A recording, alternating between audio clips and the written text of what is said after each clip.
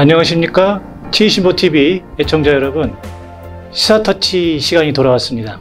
저는 시사터치에서 사회를 맡고 있는 대한치과의사협회 부회장 김홍석입니다. 오늘은 시사터치에서 좀 특별한 분을 모셨습니다. 작년 2020년이죠. 올해의 치과인상을 수상한 조선대학교 치과대학 국중기 교수님을 모셨습니다. 교수님 안녕하세요. 네, 안녕하세요. 반갑습니다. 네. 먼 길 오시느라고 네. 수고하셨습니다. 아이고, 감사합니다. 네. 작년에 이제 올해의 치과인상 수상하셨는데 아무래도 일반 개원이하고 다르게 기초치의학을 연구하신 연구자로서 이 상을 받으셨길래 아마 모든 회원들이 많이 주목을 하는 것 같아요. 네. 그래서 혹시 교수님 처음 말씀 주시는 거는 소감에 대해서 올해의 치과인상에 받으신 소감에 대해서 한번 말씀을 해주시죠. 네, 제가 그렇게 이 큰 상을 받을 만큼 일을 했는가 그런 걸 생각해 봤을 때는 많이 좀 쑥스럽고요. 또 오늘도 이 자리도 초청해 주셨는데 처음에는 많이 망설였어요. 이렇게 지금 제가 나와서 과연 이런 이야기를 할 수 있을까 뭐 그랬는데 어쨌든 간에 이 뜻깊은 상을 주셔서 너무너무 감사합니다. 네. 자, 그러면 저 이제 본격적으로 교수님 말씀을 좀 들어보고자 하는데요. 이제 기초치의학 연구에 대해서 이쪽 분야를 좀 소개를 좀 해주시면 어떨까요? 네. 제가 원래 전공은 국왕생화학입니다. 네. 제가 생화학에서 석박을 하기 전에 우연하게 국왕미생학 교실에서 일을 1년 정도 하게 된 기회가 있었습니다. 이제 그때 이런 일을 하고 했는데 모교로 발령을 받고 나서 일을 시작을 했는데 이제 한국 국왕미생물들이 한국인에서 분리된 균주들이 없더라고요. 그래서 외국에서 구입해서 사서 쓰는데 많은 애로점이 있었습니다. 그래서 일종의 뭐 자세한 이야기는 좀 그렇고요.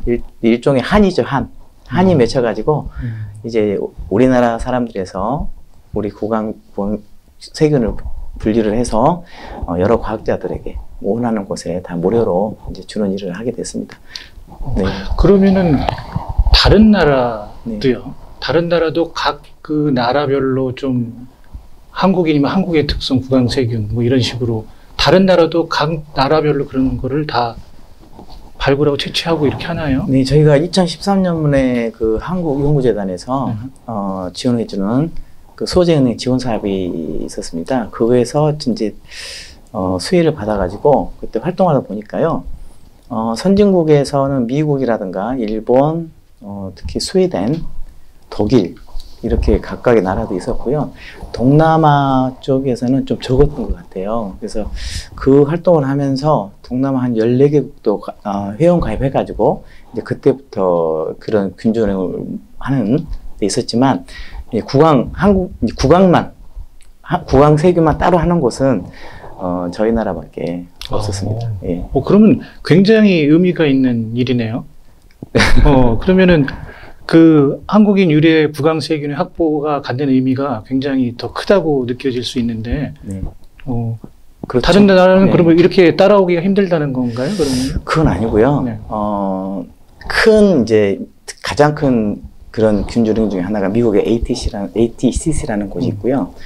우리나라도 KCTC라고 있습니다. 네. 그리고 뭐 스웨덴의 CCUG, 독일의 DSMG 이렇게 은행들이 있습니다. 근데 거기서는 국왕세균을 다 포함하고 있고요. 가지수로는 제일 많죠. 저희들보다 현재 국왕이 나온 세균 종이 약간 이름을 가지고 있는 게 350종 정도 있거든요. 근데 ATCC는 거기다 있고요. 물론 다 있는 건 아니고요.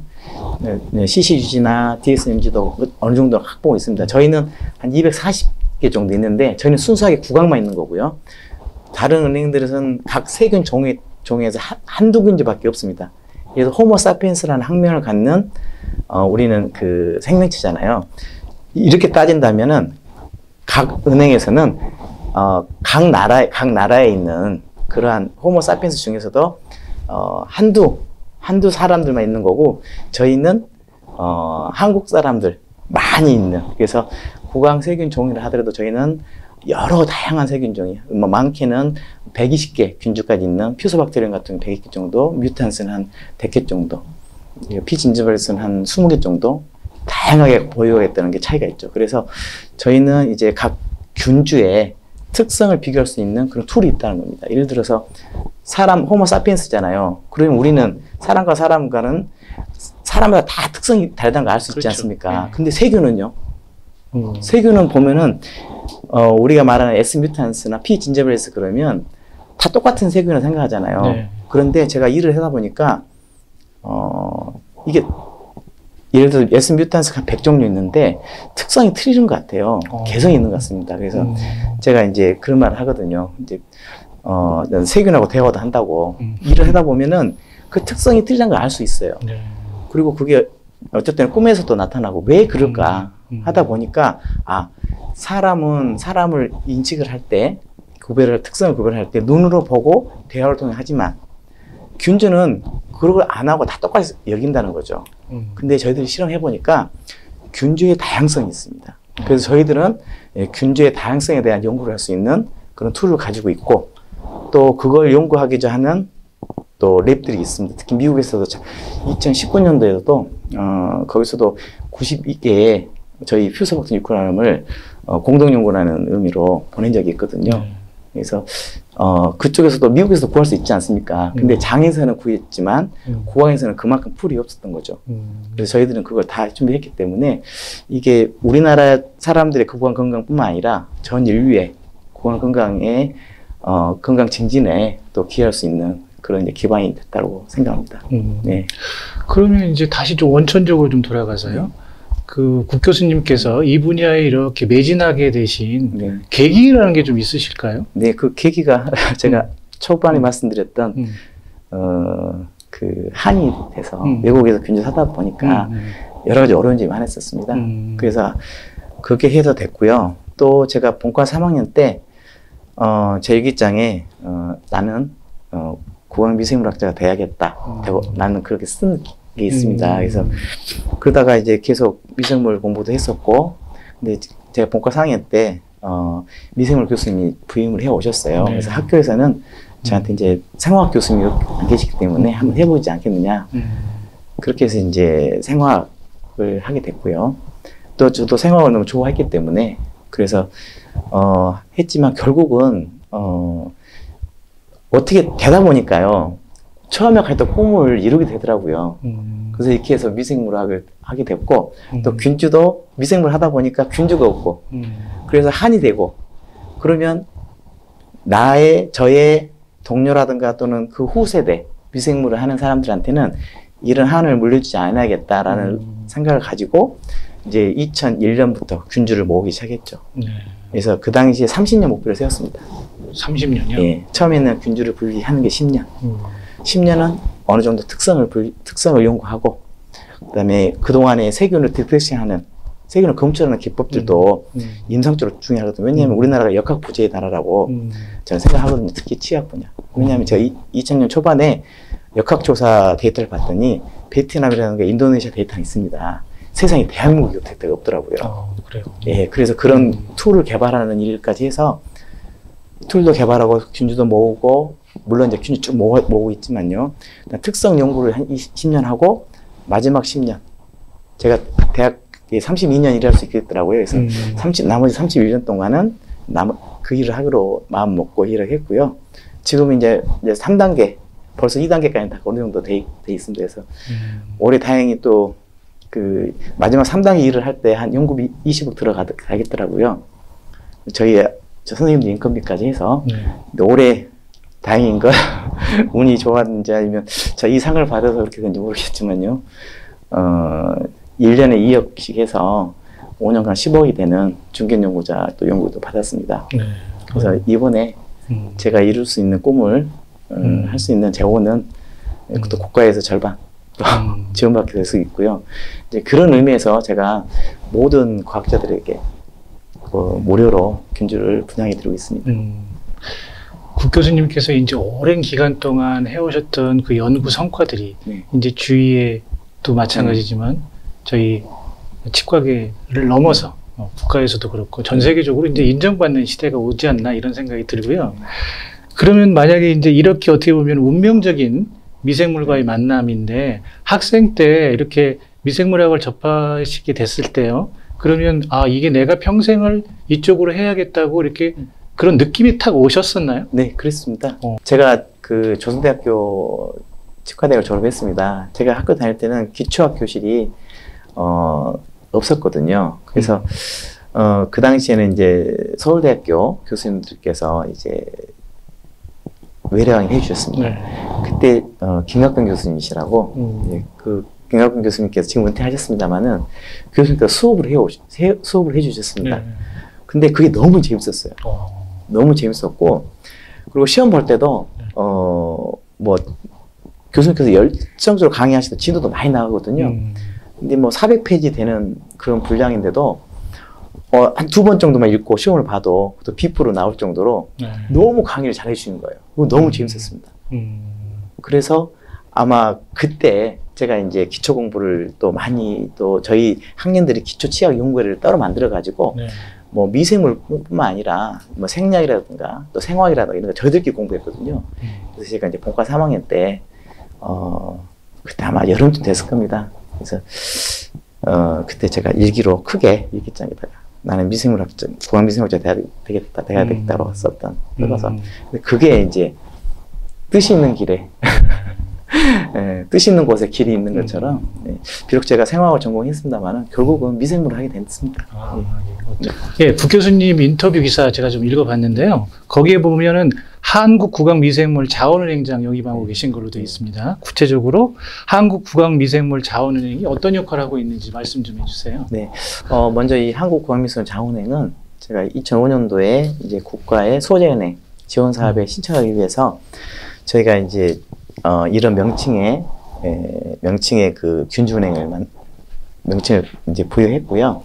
2013년도에 사수 끝에 제가 연구를 받았습니다. 네. 지금까지 해서 2번째 리뉴얼을 받고 있고요.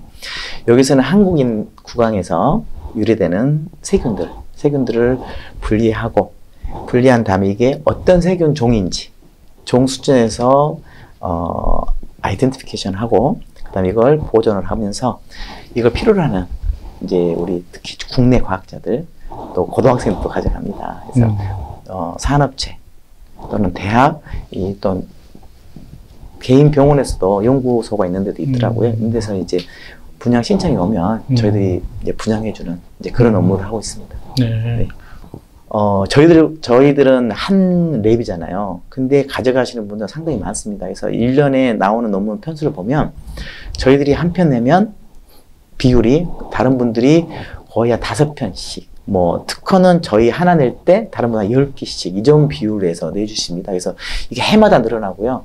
특히 이제 고등학생들이 과학경진대회에 나가잖아요. 네. 그래서 동상 받고 은상 받고 한 걸 스크랩을 딸 때가 있습니다. 뭐 그때는 정말 기쁘죠. 보람도 있고요. 네. 네. 요즘에 이제 코로나 때문에 굉장히 사람들이 관심이 많죠. 특히나 이제 보이지 않는 부분, 세균이라든가 바이러스나 이런 것들을 굉장히 작기 때문에 현미경 관점에서 봐야 되고 이렇기 때문에 여기에 대한 이제 관심들이 늘어나 있는 상태인데요.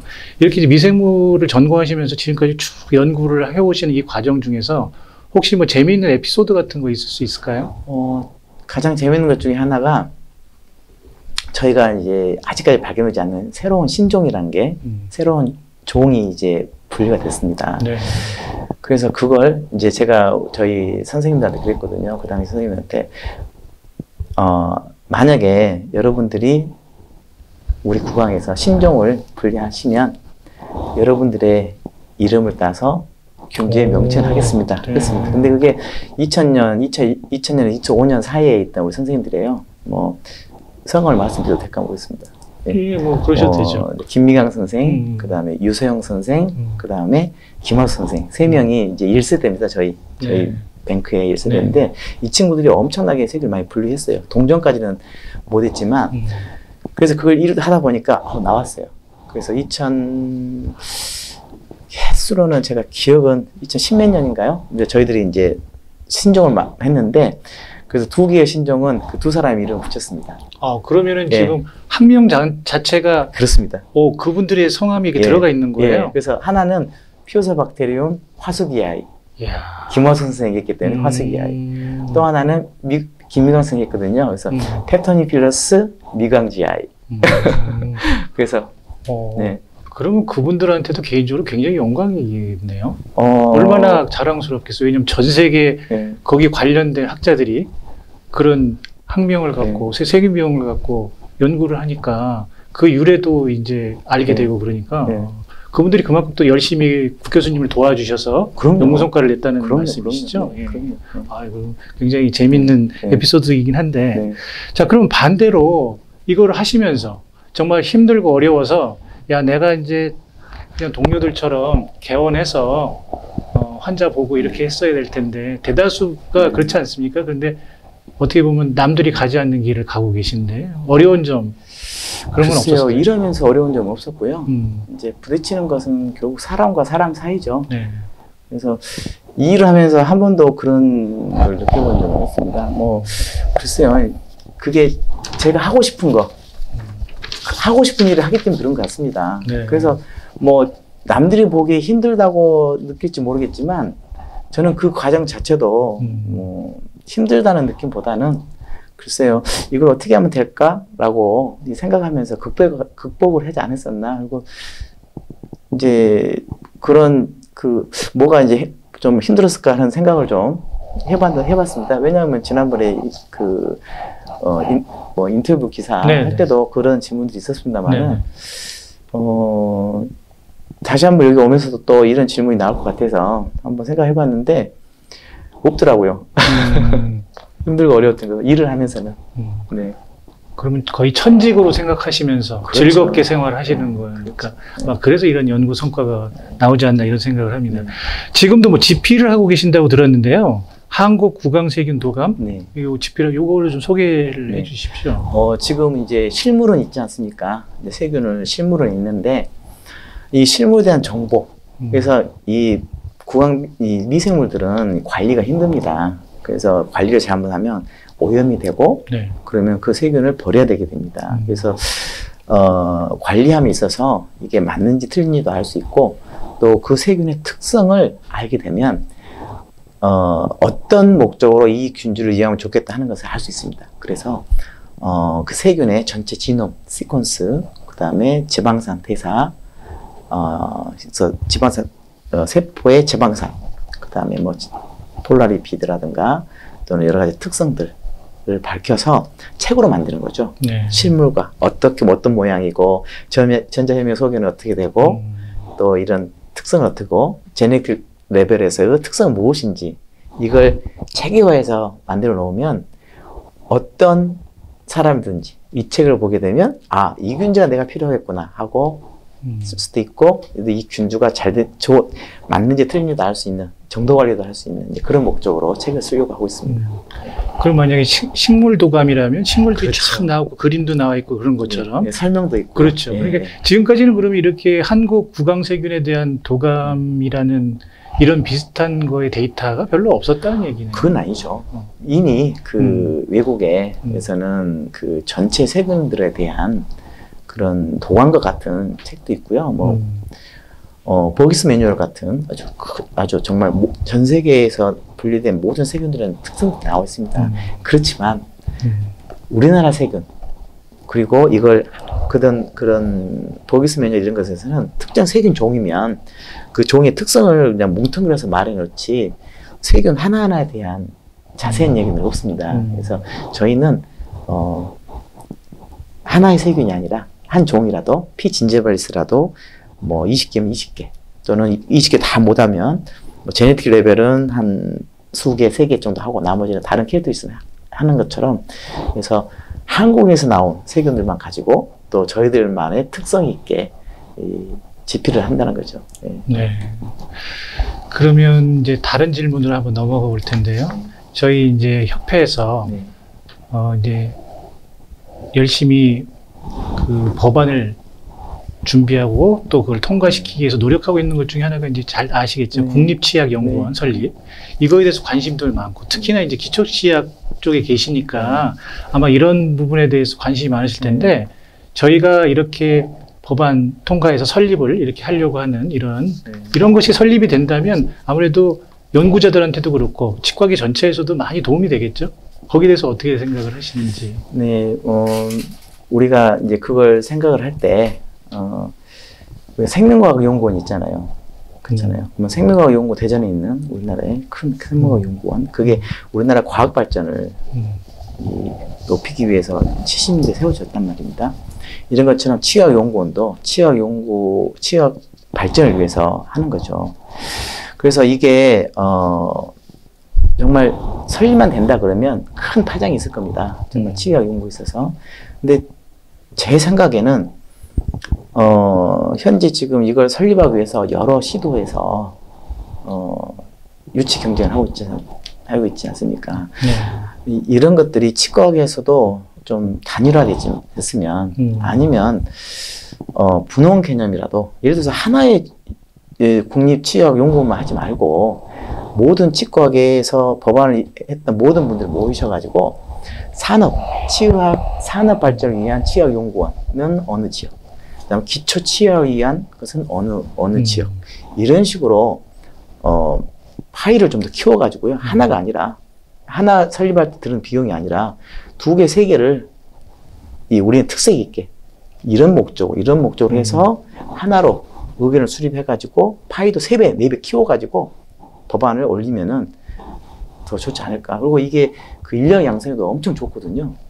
지금 현재 치과의 기초 과목에 학위를 하고 온 친구들이 졸업하고 나서 취업하는데 많지 않습니다. 그래서 이직률도 많고요. 졸업만 하고. 근데 이런 선생들을 그런 국립치의학연구원이라든가 또 산업계 임상연구센터 보니까 뭐 산업계 임상연구센터, 기초치의학연구원, 치의하는 거 벌써 세 군데잖아요. 그렇죠.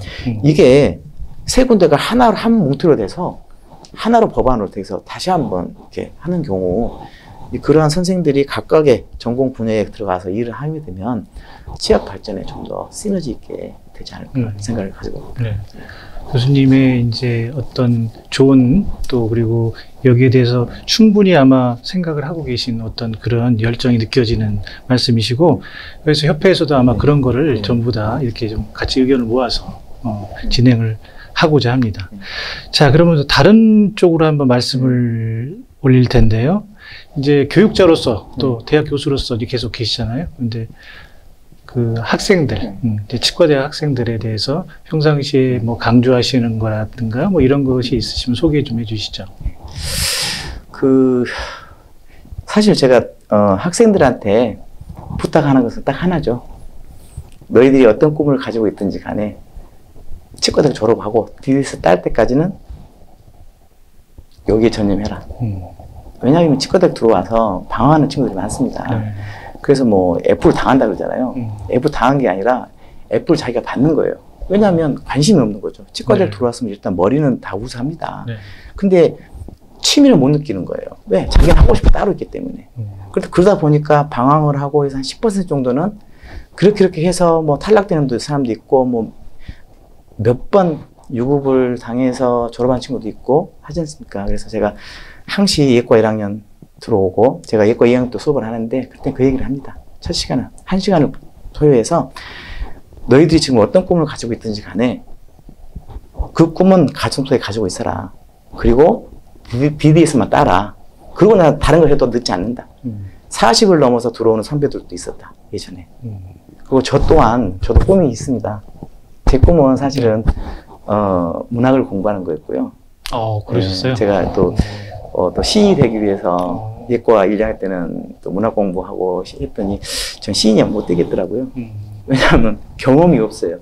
이렇게 경험이 너무 미천하고 원시의 화초처럼 자랐기 때문에 시인으로서 자질은 없을 것 같고 그러다 공부를 하다 보니까 결국은 이제 설화문학을 좀 해보고 싶은 생각을 가졌었는데요. 이제 본과 1학년 때 외래 강의 수업을 들으면서 이제 기초 과목에 매력을 느꼈고 그래서 이제 기초 과목을 공부를 하다 보니까 지금 이렇게 왔거든요. 그래서 이제 졸업하고 나서 이제 하자 했는데 어쩌다 보니까 제가 이렇게 선생의 길을 왔네요.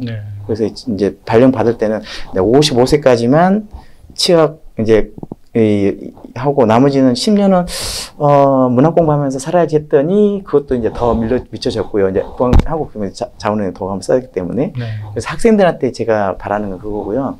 이제 제가 또 이런 말씀 또 제가 한 가지 또 제가 이제 발령을 받을 때 이제 공채 심사가 있지 않습니까? 네. 저희 와이프랑 서울에서 내려왔었어요. 그때 제가 이제 서울에 있어가지고. 그래서 광주에 충장로라고 이제 광주 제1번지가 네. 있습니다. 거기를 지금도 생각납니다. 보도부로 이제 걸어가면서 저희 와이프가 교육학 전공자예요. 네. 그래서 당신은 어떤 게 선생이라고 생각해? 했더니 저희 와이프가 한채 망설임 없이 말하더라고요. 가장 뒤떨어진 학생을 보듬고 가는 게 선생이다. 네. 그래서 그 말이 지금도 가슴속에 있고요. 그래서 나름대로 제가 학교에 있는 게 연구도 재미있지 않습니까? 근데 연구는 학교가 아닌데도 할 수 있습니다. 네. 제가 뭐 연구소로 가도 되고, 뭐 어디든지 할 수 있는 게 연구지만요. 교육은 그렇지 않아요. 교육은 학생이 있었지 않습니까? 그래서 제 천직은 연구가 아니고요. 사실은 학생들하고 공부하는 거. 결국은 가르치기 위해서는 공부를 안 할 수가 없거든요. 학생들이 하는 공부보다 최소한 3배 이상은 해야, 그래야 학생들을 가르칠 수 있는 이제 그런 배에 힘이 들어가거든요. 네. 우리 문사님께서, 민병무 교수님께서 항상 하신 말씀이 있어요. 공부를 많이 해야 학생들한테 강의할 때 배에 힘이 들어가. 그러셨거든요. 근데 정말 그래요. 지금도 이제 뭐 남들은 20년 이상 강의했으면서 지금도 강의 준비하냐 하지만 그렇지 않습니다. 이 머리에 한계가 있기 때문에. 그래서 지금도 하고 해서 정말 천직은 학교 선생으로 있는 그래서 우리 학생들한테 제가 그랬습니다. 그리고 학생들이 그 초롱초롱한 눈빛과 수업 끝나고 가끔씩 박수 쳐주거든요. 그러면 모든 이제 피로가 다 쌓이죠. 뭐 다 풀리죠. 그래서 정말 유토피아는 바로 이 강의시 나한테 유토피아라고 합니다. 그건 제가 학교에 있는 이유는 그 학생들 그 초롱초롱한 눈빛 그리고 우리 와이프가 말했던 가장 뒤처진 학생을 보듬고 갈 수 있는 그런 마음이 사라지기 전까지 있을 거고요. 그래서 제가 발령 받아서 제일 먼저 한 일이 있습니다. 사표를 써놨습니다. 사직서. 지금도 이제 파일이 있습니다. 사직서. 그 본인은 선생으로서 자질 없기 때문에 이직을 사직하고자 합니다. 하고 2020 해놓고 이제 이름 써놓고 사인까지 해놨습니다. 이제 언제든지 쓰실 수 있게. 언제든지. 네. 제가 선생으로 자질 없다고 느끼면 네. 언제든지 쓰고 나갈 수 준비를 하고. 그래서 가끔씩 그걸 봅니다. 지금도. 그래서 저한테 천직은 학생들하고 같이 노는 거. 그게 이제 저한테는 천직인 것 같습니다. 예. 예. 아주 훌륭하신. 아닙니다. 천직이 아니에요. 우리나라 학생들이 교수들이 참 그런 마음을 가지고 사시니까. 자, 알겠습니다. 그러면 오늘 어차피 이제 짧지만 인터뷰를 이렇게 진행을 했는데요. 오늘 여기 이제 결국 이 TV를 보시는 분들에게 이제 해주실 말씀, 그리고 그 다음에 이제 혹시 앞으로의 계획이 있으시다면 좀 말씀을 해 주십시오. 네. 글쎄요, 뭐, 이렇게 큰 상을 주셔서, 이제, 제가, 농땡이를 못 피겠네요. 이게 너무 또, 이게 또, 직설적인 표현이지만, 그리고 더 열심히 할 거고요. 뭐, 이 프로그램을 보시는 모든 시청자분, 건강하시고요. 행복하시길 바라겠습니다. 예. 네. 감사합니다. 네, 오늘, 작년 2020년 올해의 치과인상 수상하신 조선대학교 치과대학 북중리 교수님을 모시고 짧지만 여러 가지 기초치의학에 대한 또 지금까지 연구 성과, 그 다음에 국립치의학연구원의 설립에 대한 당위성, 그 다음에 거기에 그 연구에 관련해서 섞인 또 에피소드 이런 것들을 오늘 들어봤습니다. 어쨌든 이러한 기초치의학 연구자가 계시고 또 대학의 교수로서 학생들을 가르치시는 이런 자부심이 느껴지는 인터뷰였다고 생각합니다. 시사터치 오늘 이 시간은 국중희 교수님 모시고 인터뷰했고요. 다음에는 다른 분을 모시고 또 핫한 주제로 다시 한번 여러분들을 찾아뵙겠습니다. 이상 김홍석이었습니다. 감사합니다.